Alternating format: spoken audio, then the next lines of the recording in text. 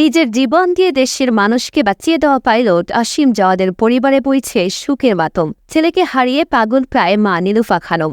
বারবার তিনি মূর্ছা যাচ্ছেন। বাবার দু চোখের পানি যেন থামছেই না।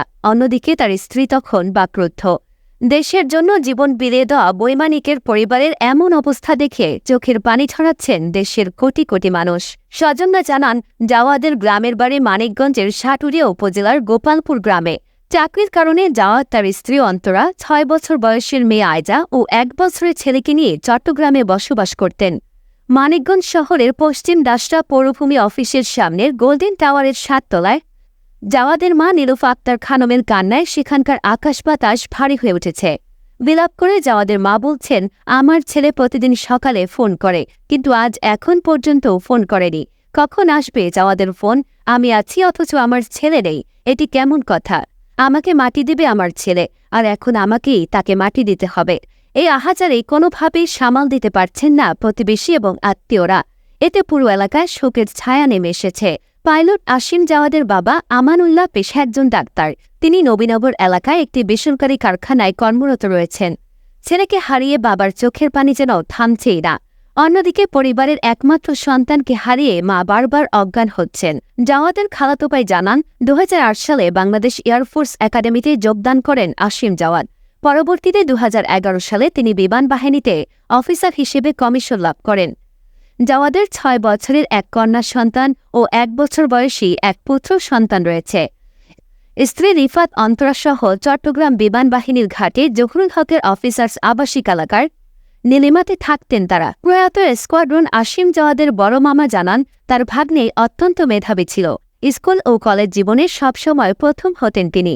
ছোটবেলা থেকে জাওয়াদের স্বপ্ন ছিল সে পাইলট হবে।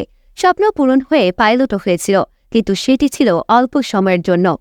জাওয়াদকে হারিয়ে পরিবারের মাথায় যেন আকাশ ভেঙে পড়েছে। এদিকে আজ ১০ই মে শুক্রবার সকাল ১০টা ২০ বাংলাদেশ বিমান বাহিনীর ঘাঁটি বাসারেন প্যারেড গ্রাউন্ডে পাইলট আসিম জাওয়াদের দ্বিতীয় জানাজা অনুষ্ঠিত হয়েছে। জানাজা সম্পন্ন হলে প্রধানমন্ত্রী, রাষ্ট্রপতি ও ৩ বাহিনীর পক্ষ থেকে ফুল দিয়ে শ্রদ্ধা নিবেদন করা হয়। এর আগে সকাল ৮টায় বিমান বাহিনীর একটি বিমানে করে বাংলাদেশ বিমান বাহিনীর ঘাঁটিতে আসিমের দেহ ঢাকায় আনা হয়। এরপর দ্বিতীয় জানাজা ও ফিউনারেল প্যারেডের জন্য বাংলাদেশ বিমান বাহিনীর ঘাঁটি বাসারের প্যারেড গ্রাউন্ডে নিয়ে যাওয়া হয়। উল্লেখ্য, চট্টগ্রামের পতেঙ্গায় বিমান বাহিনীর একটি প্রশিক্ষণ যুদ্ধ বিমান বিধ্বস্তের ঘটনায় গুরুতর আহত হন পাইলট আসিম জাওয়াদ। পরে দুপুর ১২:৩০টার দিকে বানৌজা ইশাখা হাসপাতালে চিকিৎসাধীন অবস্থায় তিনি অন্য ভবনে পাড়ি জমান। এই ঘটনায় আহত আরেক পাইলট এখনও হাসপাতালে চিকিৎসাধীন আছেন। এর আগে গত ৯ মে বৃহস্পতিবার ১০টা ২৫ দিকে চট্টগ্রাম বন্দরের পতেঙ্গা টার্মিনাল এলাকায় বিমান বাহিনীর ইয়াক ১৩০ প্রশিক্ষণ বিমানটি দুর্ঘটনায় পতিত হয়। এ সময় বড় ধরনের ক্ষতি এড়াতে ২ বৈমানিক অত্যন্ত সাহসিকতা ও দক্ষতার সঙ্গে বিমানটিকে বিমানবন্দরের নিকট অবস্থিত ঘনবসতিপূর্ণ এলাকা থেকে জনবিরল এলাকায় নিয়ে যেতে সক্ষম হন। পরবর্তীতে স্থানীয় জেলে এবং নৌবাহিনীর কর্মকর্তারা বিমানের ২ জন পাইলটকে উদ্ধার করেন। আইএসপিআরের বিজ্ঞপ্তিতে জানানো হয়, স্কোয়াড্রন লিডার আসিম জাওয়াদ ১৯৯২ সালের ২০ মার্চ মানিকগঞ্জ জেলায় সাটুরিয়া থানার গোপালপুর গ্রামের এক সম্ভ্রান্ত মুসলিম পরিবারে জন্মগ্রহণ করেন।